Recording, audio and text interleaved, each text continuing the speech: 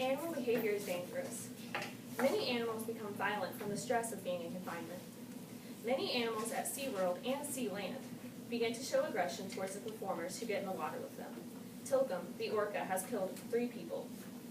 The behaviors include biting, pulling the performers into the water, pinning them under the water, and brutally dismembering them. Marine animals are not the only ones to show aggression due to the stress of confinement. Mila, the circus elephant, was abused while in the circus. She was sold to a zoo in New Zealand and then crushed the zoo owner. A panda at the San Francisco Zoo escaped from his enclosure and bit a zookeeper. Zoos kidnap, they don't rescue. Many zoos and marine parks aren't rescuing, they're kidnapping, and then they sell them to zoos and marine parks. Most animal sanctuaries tell the public they are saving endangered animals, when most of the animals are not threatened or endangered. Most orcas at SeaWorld and SeaLand are captured when they are young and then sold. Animals in captivity act very different than they do in the wild. Eagles cannot soar, cheetahs cannot hunt, and orcas cannot swim hundreds of miles. When in confinement, the animal's behavior become unnatural. When in the wild, gorillas do not rock back and forth. Orcas do not float on top of the water.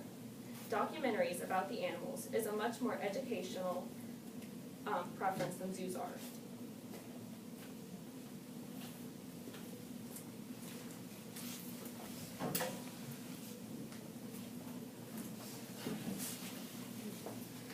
Zoos, aquariums, and other for-profit animal-centered entertainment organizations not only serve the purpose of entertainment, but they are also huge supporters of animal conservation and wildlife rehabilitation. The Animal Welfare Act, written in 1996 by the United States Department of Agriculture, protects the safety of animals that are used for exhibition purposes.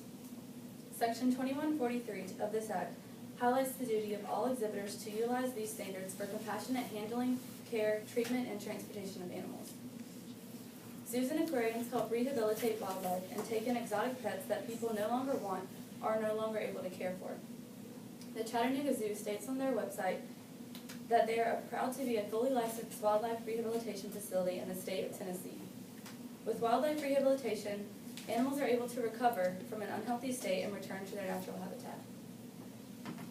Endangered species are in significantly less danger at zoos and aquariums because they are in a secure environment, where they are protected from poachers, habitat destruction, starvation, and lack of essential resources for survival.